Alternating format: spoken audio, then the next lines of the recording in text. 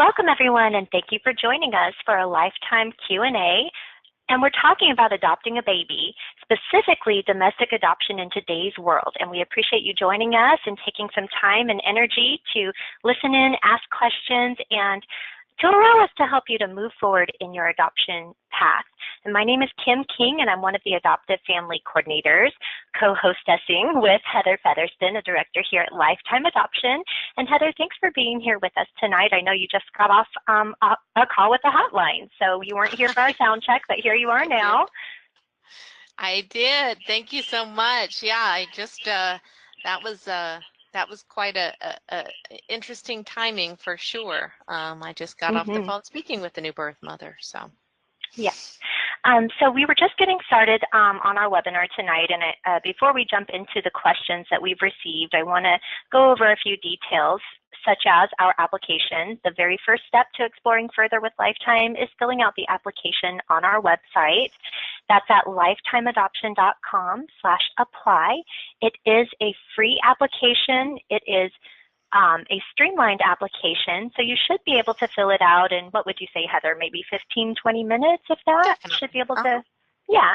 And it's pretty user-friendly, and if you have any questions along the way, just fill it out to the best of your ability and let us know if you had any questions. You can call us at 1-800-923-6784, or you can email your questions about the application process to apply, APPLY, at lifetimeadoption.com. And especially if you do not have a coordinator, that is a great email address to use. You can reach me, Kim, at lifetimeadoption.com as well.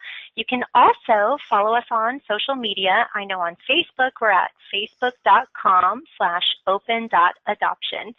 So Heather, let's go ahead and jump right into our Q&A here. And maybe you can just fill us in on a couple of details that families are, wondering about here. I see a question that Libby, who was just in our sound check and is also one of our normal co-hostesses for webinars, she sent us a list of questions that she had received and compiled from emails, families who had responded to the webinar invitation with their question. Let's see here. Where should we start? What to expect in the process, emotionally, psychologically, impact on the partner not willing to adopt yet. So what should they expect in modern day adoption in the U.S.? That's a great question. I think that's a pretty big question too. Let's maybe start on the whole emotionally and psychologically side, only because that might be easier to easier place to start. Yeah. We were talking a little earlier today, Kim, about the difficulty some families have in trying to maybe release the dream of being pregnant and take hold of a dream of adoption. And I think far too often people believe that you can't have both, or maybe you should be okay letting go of one to start the next one. And really, they're two completely different journeys. The outcome is hopefully the same, becoming a parent and having a child in your life. But, they really couldn't be more different. When you're pregnant, you actually have some control. Definitely, if you've been pregnant, there's times you feel completely out of control, but you have some control. In adoption, that is one of the challenges for a lot of people, is that they don't have the control. Now, I say that, and usually there's a mom who's been trying to get pregnant for years that pops up and says, no, trying to get pregnant is definitely, you're not in control. And I understand that. But I think that one of the biggest myths about adoption is that you do have to let go of the dream of being pregnant. And in all honesty, you don't. I mean, it's one of those things that, trust me, I know no one likes to hear, well, once you get started with adoption, you'll get pregnant. And that certainly is not true for most people. It does happen to some, which is why that's kind of a myth too. But I just want to reassure you that it just because you pursue adoption doesn't mean you have to give up ever being pregnant. I know there was a family that we worked with quite a few years ago, and they struggled. In fact, just like this question came in, Kim, and talked about a partner not yet willing to adopt. This was a couple who they came and visited us in our office, and the wife was just absolutely exhausted from fertility treatments, just exhausted. And the husband, he came from a Greek background, and it was very important to him that his child carry on, the Greek heritage and the Greek genes. And the wife she was ready. She'd been ready a long time to say, this isn't happening. I can't put my body through this anymore. And the husband just really wasn't. And, once they realized together that, okay, you can keep trying to become pregnant, but she was getting older. She was in her late 30s by this time. She was feeling the impact of, I need to get started. I want to get started. I don't want to keep putting this off, especially when it's not happening for me. And the husband just, he didn't want to give up. So once they realized that, they're not, this is not a mutually exclusive decision, they moved forward into adoption. Now, I will say they adopted beautiful little girl, and for her husband, she continued with the fertility treatments, but you know what? They never worked. She never conceived and carried a baby. But they took that important step of getting started, because if, to continue and continue and continue, where a lot of families find themselves, and Kim, you know this because you talk to them, I talk to them, um, if you've invested so much emotionally into having to get pregnant, that is usually followed by investing so much financially into having to get pregnant. And then the thing that you've invested that families often don't take into consideration is that investment of time. You can earn more money, you can take some time off and rebuild your emotions and your relationship, but that time part, that's one thing we can't get back. None of us can buy more, make more, or get more.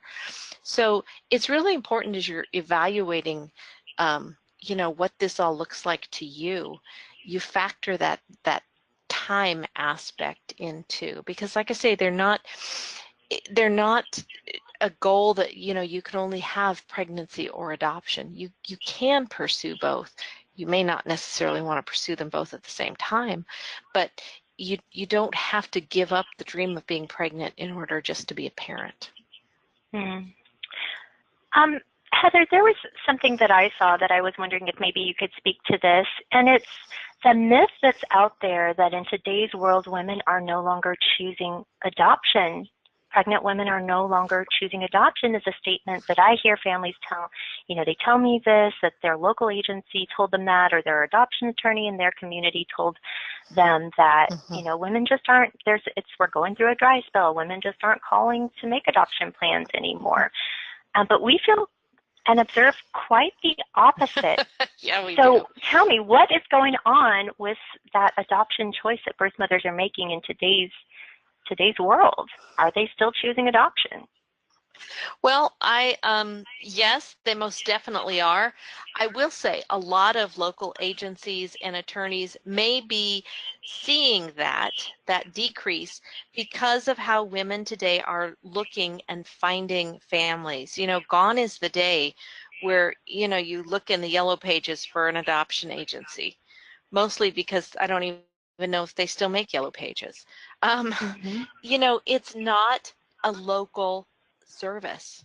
And a lot of women, for quite a while, we've been talking about this, a lot of women didn't initially pursue local services to begin with, for the simple fact of they didn't want the people locally kind of knowing their business. They didn't want to run into their adoption coordinator at Walmart. But now, the way social media works, the way the internet works, it is something that women are first going online to research. And most, you know, most towns and cities, you don't find those local adoption agencies or local adoption attorneys putting out there, you know, enough promotion or articles or blog posts or anything to get noticed more than, you know, a nationwide adoption center is going to. So we're still working with many women who are working on an adoption plan. We just had a young woman come in our office today, which doesn't happen. Usually most women call us on the phone or reach out to us on social media or email, but it is happening every day. So definitely that is a myth that women aren't choosing that anymore.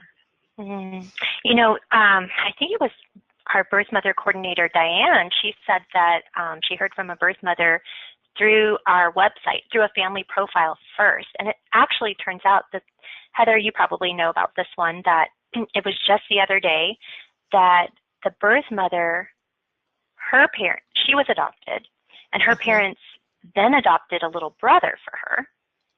And that little brother was adopted about 18 years ago through Lifetime.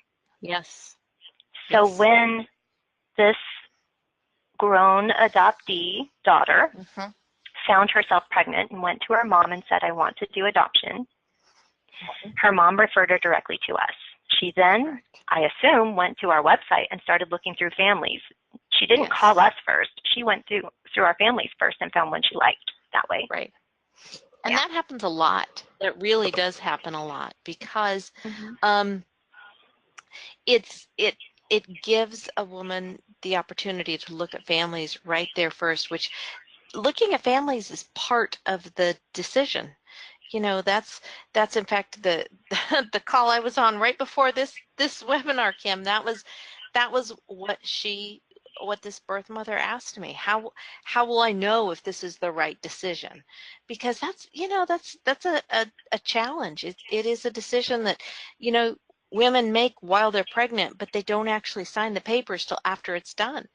And that was one of the things I shared with her is, you know what, getting to know, looking at the families, and then subsequently getting to know a family, that is how you feel right in your decision. And that's one of the things I love about Lifetime is, you know, a big part of our program is education and preparation for adoptive parents. And in that, we really want our adoptive parents to know and understand the decision from the birth mother perspective, so that when they do get the opportunity to talk to a birth mother, they know kind of her fears, they know kind of her concerns, and they can open their heart to her, not just the baby. Because what they do when a woman feels that acceptance is those are adoptions that are so much more solid. They have really people coming together for the right reason, which is the best interest of the child. And it's not all about the baby. And I know maybe if you're new to adoption, that may be kind of a revelation, but you know, that's where you really want a strong and stable adoption, especially when, you know, you consider that this is someone who she can, no matter where you go through, she can change her mind. And to be able to have that solid foundation is really important. Yes, and I think all, you know, kind of the bubble that we work within in modern day adoption is open adoption, which means she does get to choose the family. You all do hopefully have time to get to know each other, whether it's in that one day where you're having a quick conversation before you hop on a flight because she just had a baby that you need to get there for by tonight or tomorrow morning, or maybe you have a leisurely match time where you have weeks or maybe 2 or 3 months before you're going to be traveling to baby. Building that relationship is just so beneficial for everyone, including the child. After the adoption is legally said and done, and you're not filling out a single additional form or signing anything for legal work or anything, you're done with the adoption process itself, your child is still going to really just appreciate those details that you can share and the story that you can share about their adoption. And I know for a lot of families, they're when they first start considering adoption, one of their concerns is, well, how and when are we going to tell our child about adoption? That can be a hurdle for couples. Maybe the wife is thinking, well, the time will come, we'll get through that hurdle when the time comes. But the husband is thinking, I can't move forward with this until I know how and when I'm going to choose to tell my child about adoption. Well, the reality is nowadays, adoptees know about adoption from birth. Long gone are the days of sitting down a child at 15 years old on the couch, sofa in the front room, and sitting down and saying, Right. well, little Johnny, we have something to tell you. Long gone are those days of making an announcement. So the child just always knows. Also, people are becoming more familiar with positive adoption language so that it's not confusing for the child. Often when I'm speaking with adoptive parents, they're just kind of at a loss for like, okay, so I understand why I should tell my child from birth, but I still feel uncomfortable about doing that, because how am I going to tell like a 3-year-old that I'm not your real parents? Well, those aren't the words that you choose. You choose positive adoption language. We're your mom and dad, and there's a tummy mommy. Her name is Sarah, and she lives in Texas, and she chose us to be your mom and dad, and we were so excited when we got that call, and we dropped everything, and we went to the hospital, and that's when we saw you for the first time, and we got to spend time with your tummy mommy, and we got to find out that during her pregnancy, she was craving chocolate milkshakes and cheeseburgers, and, we noticed that you like chocolate milkshakes and cheeseburgers, too. I mean, you just never know. Or she was craving cherry tomatoes, and you love cherry tomatoes, and actually, that's a true story. But it's one of those things that as parents, and again, that's part of Lifetime's educational aspect, is talk about that. We give you the words, and one of the tips that we share with families is, start telling that story to your child when they're too young to understand, because that helps you, whether your mom or your dad, it helps you start getting comfortable with saying those words and finding the right way for your family to share that, to share that wonderful story of adoption. And definitely, it's never too soon to start looking at children's books. There's even board books today, Kim, that really talk about the stories of adoption and how, you were chosen, your mom picked us, all of those things. They make beautiful children's books about. Mm-hmm.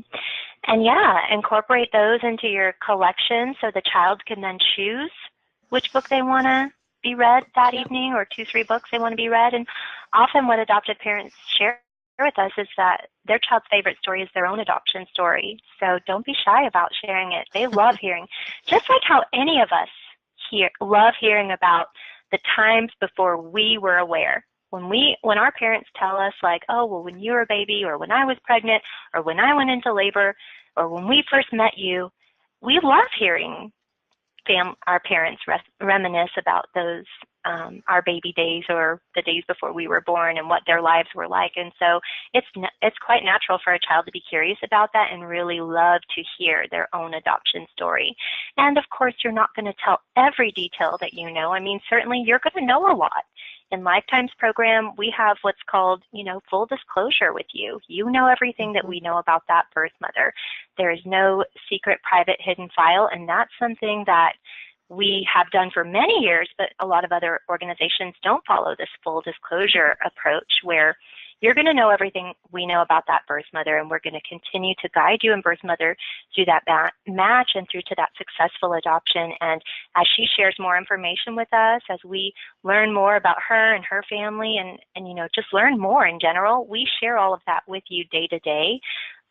So you will have all that information to share with your child as you see fit, as your child is old enough to understand more details. But certainly the basic foundation of their adoption story, which is in our program a loving, positive story.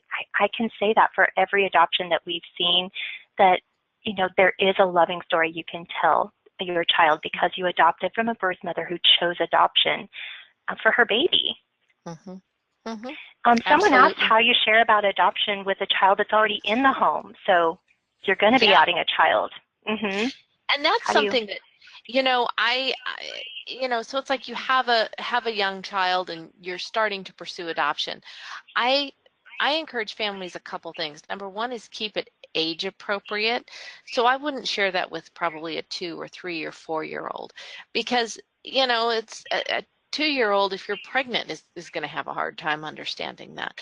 The other reason you don't want to be super open is because you don't want to add that stress, anxiety, eagerness, anxiousness about the adoption, especially when it is, you know, you're kind of waiting to be chosen. You know, once you're chosen and it feels like a good match, that's a great time to kind of introduce it to your child.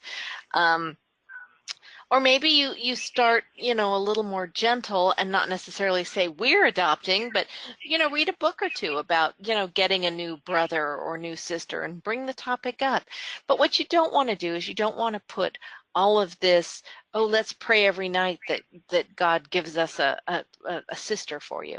You know, you don't want to put all that on your child, because it's, first off, it's not, kind of think about a fertility journey. You're not going to put all of that stress and anxiety that you're going through on your child too. You know, you're not going to, you know, tell your child, well, we're going to take another pregnancy test next week. Let's hope this is your new sibling. You know, that you're just not going to do that. So adoption, it's kind of the same type of thing. Usually you want to wait until you have something firm to share. And that's going to be closer to the date, and you'll know your child and you'll know when that is. But I just would really hesitate before I go too deep. Now, if you have an older child, 12, 14 years old, I definitely would probably be a little more open with him or her, but you can also be a little more real in that, you know, we're waiting to be chosen. And, you know, this is the process. So that, I think that kind of summarizes my opinion on the matter. Mm-hmm. And I agree with that. And you brought up another, well, you mentioned that, you know, some of our adoptive couples have a teenager that they're already parenting, maybe from a prior relationship, or maybe they've struggled with secondary infertility. And so now their next option is to adopt to grow their family, and they have that on their hearts and they're pursuing adoption now. And what that made me think of is, compared to years ago when Marty was adopting, she was only in her 30s, yet she was told she was too old to adopt. Can you believe it? And nowadays, the typical age of families is anywhere from 20s to maybe early 50s. So we have so many couples in their 40s who are adopting, and it's quite natural. And sometimes couples ask me, do you really think that she's going to choose an older couple? And I'll say, well, how old are you? And they'll say, well, I'm 45 and he's 47. And I'm thinking, you are not older. You're not an older couple. In our realm, that's average. Yes. Yeah, and I'm glad you bring that up, Kim, because, you know, that's one of the things with Lifetime. You know, we help guide you in the profile process, and we help guide you in what to include in your profile that birth mother sees and what not to include. And, you know, we really help you bring out your best self, not something you're not, but, you know, really try to help you portray your family in the light that we just know from experience that birth mothers are looking for. So usually with Lifetime, age is not a thing. You know, we've, and I will say that's why part of our application process is a photo. We have worked with families in their early 40s who looked and acted like they were in their 60s. And we've worked with families in their early 50s who looked and acted like they were in their 30s. So it helps us really get a full picture of who you are, and what a birth mom's going to see when she sees you. You and know, I don't just mean physically, but I mean, you know, when she sees you as the whole picture. And that makes me think about how at Lifetime, you know, we're real people. We're not following a set list of criteria that was written out 20, 30 years ago. Our founder is Marty Caldwell, an adoptive mom.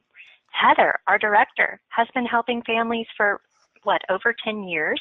16. And 16 years. Time flies, Heather.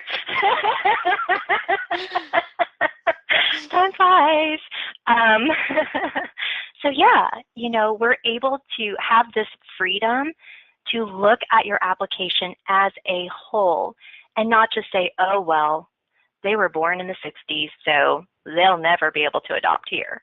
Or they were born in the 70s, they're too old. We're able to look at everything as a whole and know that couples are a lot healthier and active later in life than they ever were before. We have so much access to more information to help us be healthier and more active. So, and birth mothers really gravitate to a healthy lifestyle too. And that's something that we look for in families, is that ability to be chosen by a birth mother. So there's not like a black and white concrete list that, oh, well, if you don't have infertility, we can't help you. Or that we're saying, if you've already parented, if you already have a child, we can't help you. There are organizations out there that have strict requirements like that, especially in international adoption. I'd say it's the most rigid. But in domestic adoption, especially with Lifetime, there's a lot more flexibility. Let's say that a family does have some characteristics that make it a little more challenging to be chosen by a birth mother, but they have some preferences that are wide open. They are very open on race. They're open boy or girl either way. They're open newborn to 6 months old for a baby. They're open for open adoption. Well, they've got a lot of great opportunities to be chosen by a birth mother because of the decisions they're making in their preferences. Absolutely. Kim, you mentioned open adoption, and we had a question that came in on that, and it said, hi ladies, you spoke of open adoption. Are closed adoptions frowned upon? Want to speak a little to that? Sure. Open adoption is really the norm. Closed adoption, I wouldn't say it's frowned upon, because certainly here at Lifetime we are honoring the wishes of the birth mother. So if she's saying that she prefers closed adoption, we're certainly not frowning on, upon that choice. But what we will do is present her with a family that's open to open adoption should she decide that open adoption is actually what she wants, which is usually the decision that ends up being made. Birth mothers who start out a little shy and hesitant about open adoption, maybe they feel they can't handle it, or they just don't want to know. It's just too much. They don't want to know. They don't want to be known, and they don't want to know. It's too hurtful and maybe intimidating too.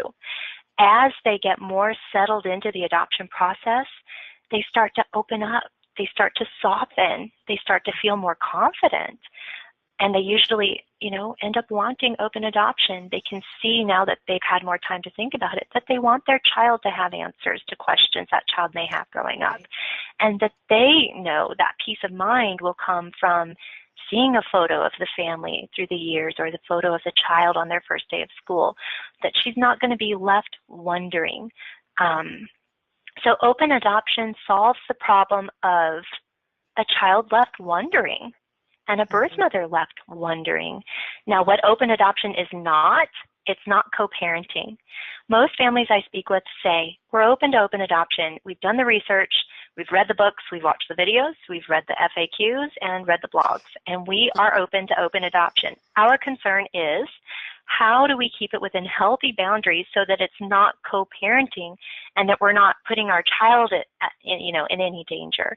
And what we do is talk with the family to help them set up a little framework for their open adoption, such as if they're willing to send letters and photos twice a year to the birth mother. Well, that's a good thing. Most birth mothers want that. That means that the couple is sending those to the birth mother. They may or may not hear much back from her through the years, but keep on sending them, because when you don't, that's when you will hear from her, for sure. And also visits. Families say, well, how does that work? If this is nationwide and I can get chosen by a birth mother from across the country, do I need to fly back to that state every year for a visit, or is she going to come to every birthday and holiday? Well, that's not what we're talking about when we talk about open adoption. When it comes to visits, we're talking about meeting up in public. So no, not at your house. She does not have your address. Just picking a place, a date and time that works for you, and you're inviting her to meet up with you. It can be in another town, can be wherever you want it to be, and she is responsible for her own travel, just as though you're planning to meet up with a friend who lives out of town. And it's only as long as everything is healthy with her. And we are here to guide you here at Lifetime. This is another thing in modern adoption in the U.S. is that you get guidance from Lifetime on into the future should you need it. Most families don't need it, but should you need it, we are here. So if you ever run into a scenario where you're just not sure what the etiquette is, you're not sure what the best practice is, give us a call so that we can jump in there, understand what's going on, understand how you're feeling, where the dilemma is, and then we can give you our best advice, or even reach out to birth mom on your behalf. And that is just included in our services, naturally included, because this is a lifetime adoption. This is not just, oh, well, 6 months you're with us and then, you know, you're on your own.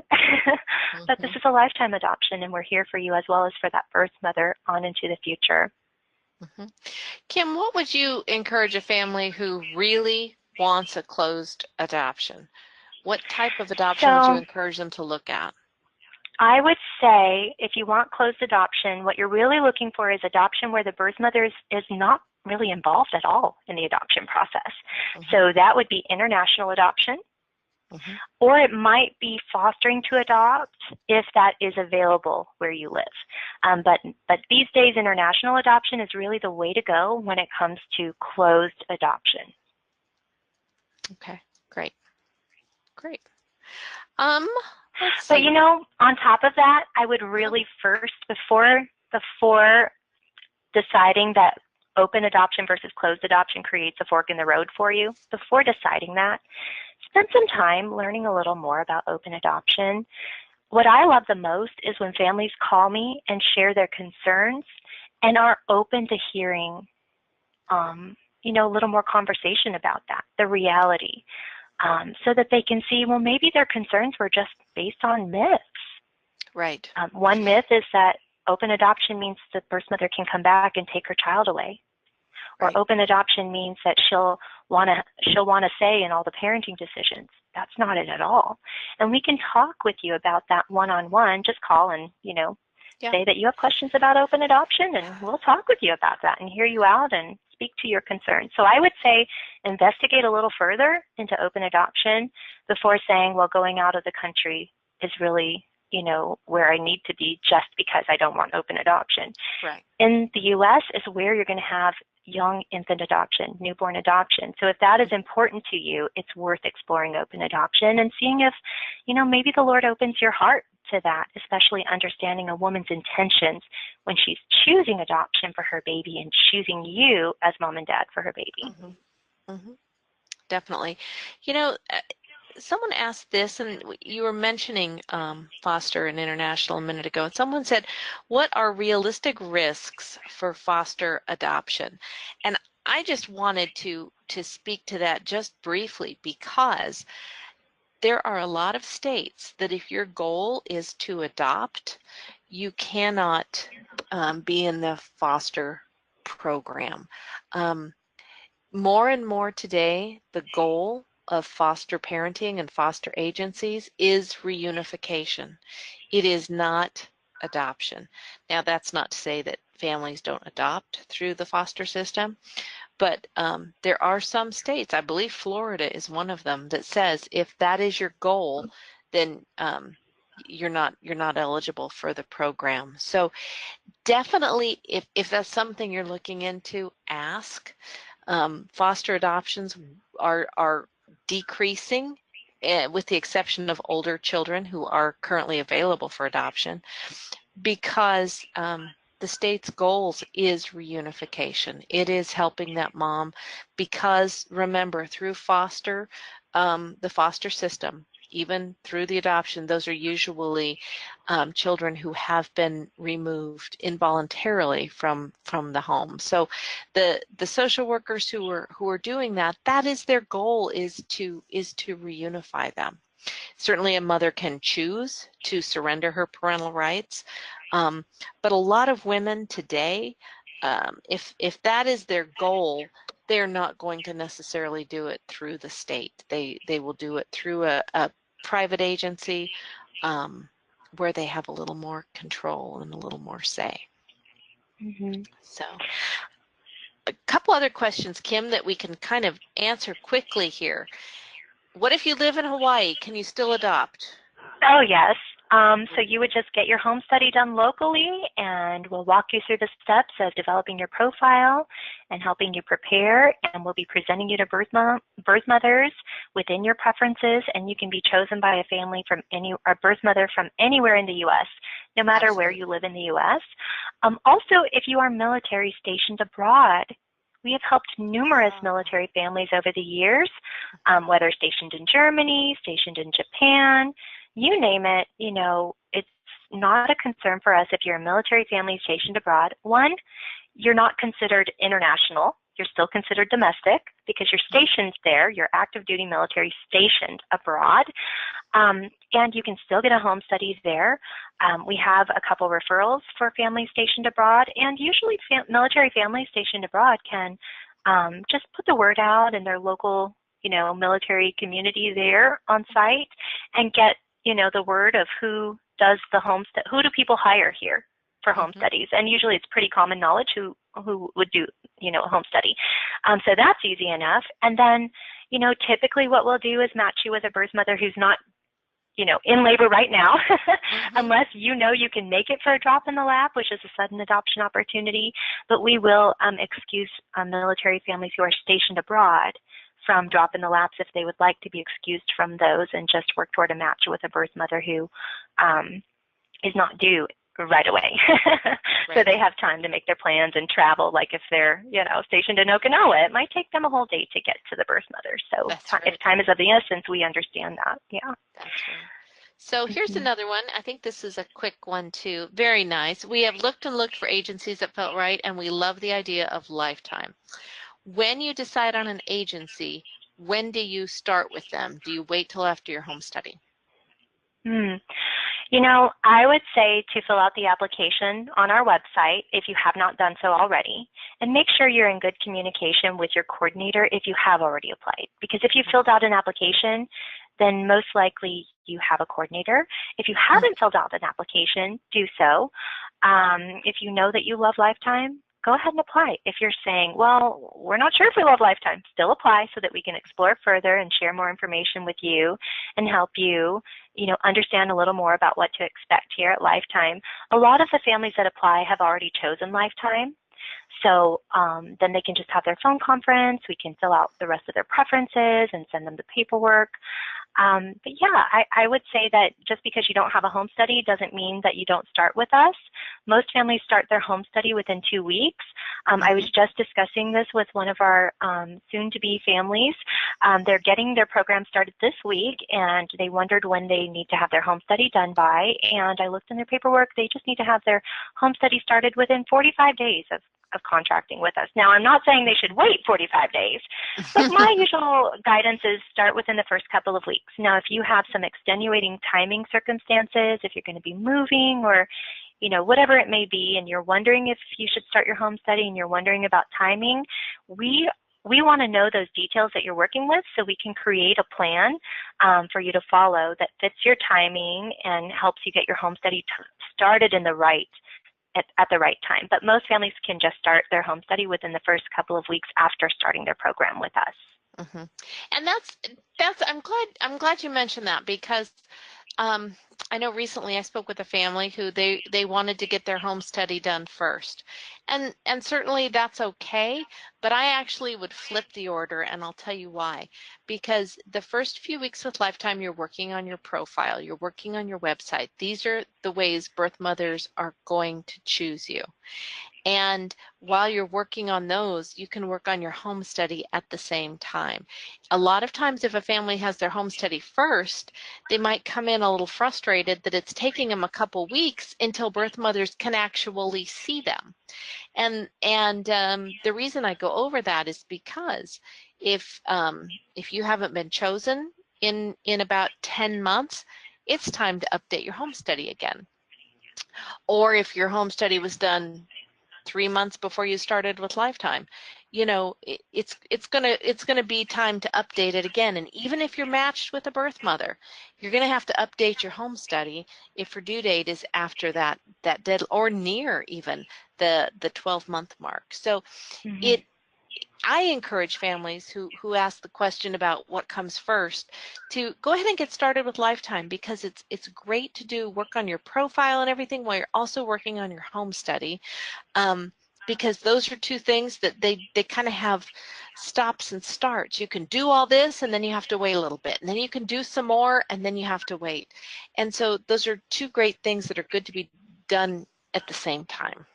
Yeah, I would say most families will toggle back and forth because there's kind of a hurry up and wait. Like with your profile development, you'll hurry up and you'll follow those instructions, then you'll send them to your coordinator and wait to hear back on her feedback. And then meanwhile, toggle back over to your home study. Did you get an email from your home study provider and you need to provide a few more answers?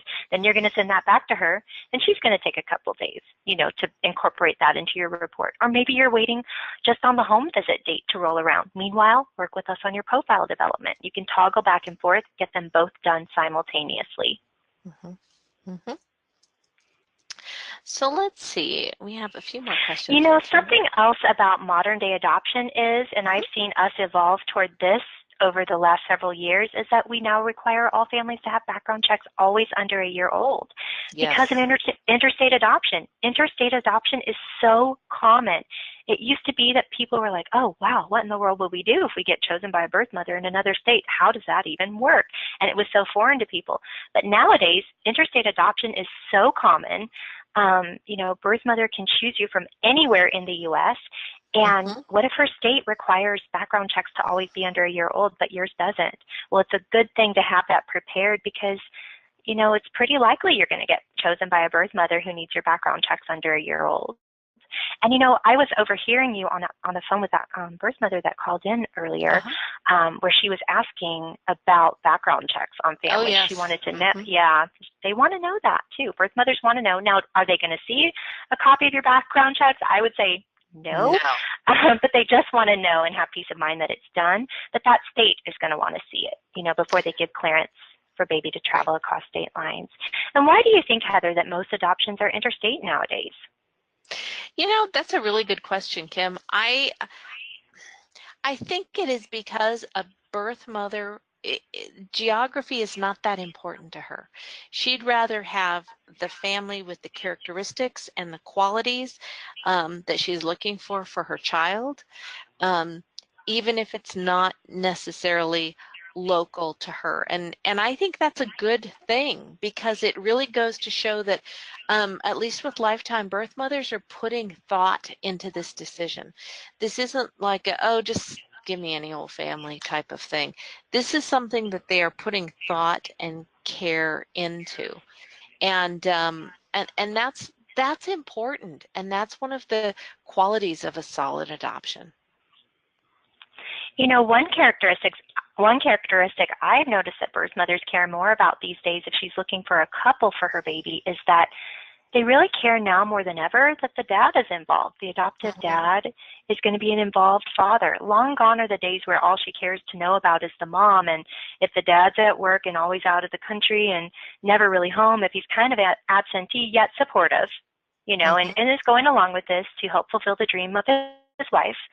Long gone are the days where that's really acceptable to birth mom. They usually have a few questions for the adoptive dad, and they want to know that this child is receiving both if they're looking for a couple for their baby. Right, and that is actually one of the things that birth mothers ask for the most or when you say, share with me why you're considering adoption. It's one of the things we hear the most is, I want my child to have a father. Because a lot of these women, including the one I was just speaking to before, I'm just looking here at my notes, that was one of the things that she said, was that she wanted her child to have a father, because the father is not involved, he's not participating, that's not the life she wants for her baby. That made me think of something else that's changed a lot in recent years with the adoption experience for adoptive parents. Remember back in the day when our founder, Lifetime's founder, Marty Caldwell, was adopting, her adoption process to legally complete that adoption of her son, Corey, took months.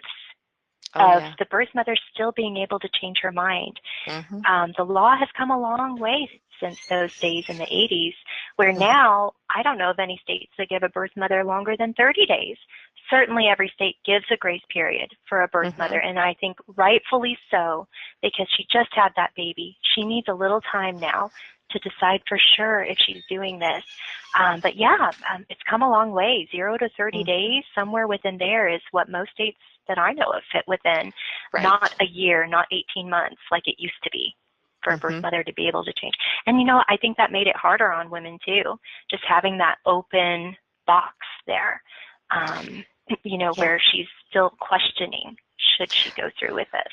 And that is because that's a decision that she may have to make every day while she has that time. Most states now are under 7 days. Mm-hmm. Some states, as soon as she signs, she doesn't have the opportunity to change her mind, which is why it's important that she have, solid advisement of her rights, which is one of the things that Lifetime helps guide you in. So it's just really important, I think, to understand that and how that works. And for families, Kim, that can be one of the benefits in adoption. For instance, I'm in California. California has that 30-day period. But if the birth mother that chose me was in Florida, Florida I think is 48 hours. I could use Florida law. All of a sudden, the time that I'm stressed and nervous goes from 30 days to 48 hours. That's one of the benefits for families of interstate adoption. You don't hear this talked about a lot. And sometimes families come in and they say, well, I really want to specify only those states. But you don't really want to do that either, because you don't want to miss the opportunity of a wonderful, gracious, loving birth mother who feels you're the right parents for her baby just because she lives in a 30-day state. But that's one of the benefits with interstate adoption, is oftentimes families can determine with their legal counsel what is the best adoption law to follow between the two states. Mm-hmm. That's right. And here's another thing that differs, like in our program versus the way adoption used to be years ago. It used to be that a family decided that they're going to adopt, so then they hire an attorney. So when the birth mother approaches them and says, will you adopt my baby, they already have the attorney ready to go. But what we know is a birth mother can choose you from anywhere. This is a nationwide program. It makes zero sense to seek out an attorney when you don't know where the birth mother is from. So with our families here at Lifetime, well, what you'll do is once we have that match secured, we'll give you the referral for the right legal services that pertain specifically to that adoption in that state and your state that's involved, so that you can just hire the right legal services for that adoption at hand, not end up stuck with an attorney that can only operate in 1 or 2 states, so you can only work with birth mothers in 1 or 2 states. But leave your options open to finding the right match and letting that birth mother choose you, because she feels at peace in her heart about you. And that is an intangible quality in a match, that she feels that connection and that peace in her heart with you. You're the perfect family for her baby in her eyes. And that just strengthens your adoption plan immensely when that birth mother has that feeling and that choice. Yes, absolutely. Something that helps birth mothers connect now more than ever before is that, families do videos, a little, short little video, real easy to do. We guide you through this. So once you come into your program, we'll give you the tips and examples, and you'll have a coordinator guiding you, and we'll put the finishing touches on it for you as well. It's pretty easy. Families typically have the technology now. It's called a cell phone. Cell phones, they have video cameras. I didn't know if you guys knew that. Super easy to do. So portable, so easy to do. Just taking little video clips when you're out and about, enjoying life, doing hobbies, activities together, and individually, a family get together. Do a little 3-second, 5-second clip of the family all sitting at dinner together, or playing board games, or you know, running outside in the yard, playing with the dogs, whatever it is. Show her that life that you have, that she can picture her child right in the frame with you. And that video really brings it to life. And this is something that families have this opportunity to do, whereas 15, 20 years ago, that wasn't really something that most families could do. It was very expensive to hire a videographer, and nowadays, you know, anyone can create a little video, super easy. So take advantage of this opportunity that modern day adoption has for you in domestic adoption and create that little video so that birth mother can just get a deeper feel for who you are, what your personalities are, and see the way you look at each other, hear your voices, hear the giggle that you have, or see how, you know, the husband is so comforting putting his arm around his wife, you know, and she can imagine a child in between them and imagine them as that family unit. You know, it's just a necessary thing. It is a necessary thing these days, video. We all gravitate more toward video, I think. Some people still gravitate toward the written word, and they want to just mull over every sentence, and that's why we still have written profiles. Definitely photos have come a long way because everyone has the ability to instantly view their photos versus waiting until they get them back, you know, from being developed. So the quality of photos of families has increased, which helps birth mother really see who you are without the distractions of poor photography. So we guide you through how to use all the technology and just the privilege that we have of living in modern times and adopting in modern times. Yes, and really, you know, you mentioned the videos, Kim. I just wanted to circle back to that briefly. One of the things that birth mothers tell us is they love the opportunity to see and hear from the family before they meet them. You know, if you try to put yourself in a birth mother's shoes, you know, picking up that phone, telling someone, you know what, I'm not sure I can care for my baby. Can you help me with adoption? You know, what courage it must take just to pick up the phone and do that. These are not women who are, you know, living on the street, drug addicts. These are women who, you know, probably 90% of them absolutely could parent, but they want more for their child. But it means so much to them to see a family in a video talking to them. It means so much to them when they see the profiles of waiting families. You know, it begins to show Christ's love to them. Basically, it's the opportunity as just as a person to say, you know, whatever you're going through, I care about you. I'd love the opportunity to talk to you about being a mommy to your baby. That's what it is. And so many times, including this woman who I talked to right before the call tonight, that was her thing. Will anybody want my child? Oh, absolutely. It just breaks my heart when I hear that because, you know, all children are wanted. There is a family for all children, but, you know, it really speaks volumes when we get that feedback from birth mothers that they say, wow, you know, I couldn't believe that. I couldn't believe you had that many people open to me, to my situation. So, you know, kudos to all of you too for, you know, putting yourselves out there, learning about adoption, being on the call tonight, because we know for you too, this is your hopes and dreams for parenthood, but it can be a vulnerable spot, and we understand that too. So it just, you know, the videos, I know it's hard sometimes to do the videos. Some families love doing the videos.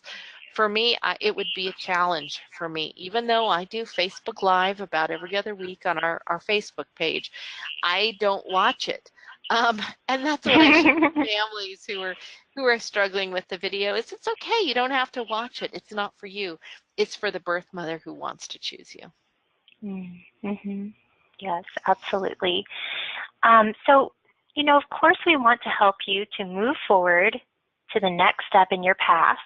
And for many of you who are new to adoption, new to Lifetime, the next step is filling out your application on our website, and that's at lifetimeadoption.com/apply. So fill that out, and then tomorrow we can get that process. So it'll be waiting for us in the morning. You'll get an email back right away showing that we've received it, and then we'll reach out to you personally. So just keep an eye on your phone and email. And also, we text with families. We text with birth moms, so often we are texting. So if we can't reach you by phone, we might send you a text instead, or if we emailed you, we might send you a text saying, hey, just sent you some info, just wanted to make sure you knew that. So, we're big on communication here. So once you've applied, just keep an eye out, and we'll walk you through your next steps and always let you know what to expect. And we always have an open door policy for you too. So if you're saying, well, we've got a few questions before we fill that out, call us, email us, get your questions out there, and we will answer those for you and be a support to you. Our goal is your success. Wherever the Lord is leading, we want to encourage you on that path, and encourage you to take those next steps closer to your baby in your arms. So of course, taking the next step, one step at a time, will get you there. So we appreciate you being with us. Take that next step, whatever it may be on your path. And if you're not sure, let us know so we can guide you. Well, thank you everyone for joining us. Hope you have a great evening. Thanks, Kim. This has been a great call. We'll talk to you all again soon. Bye-bye.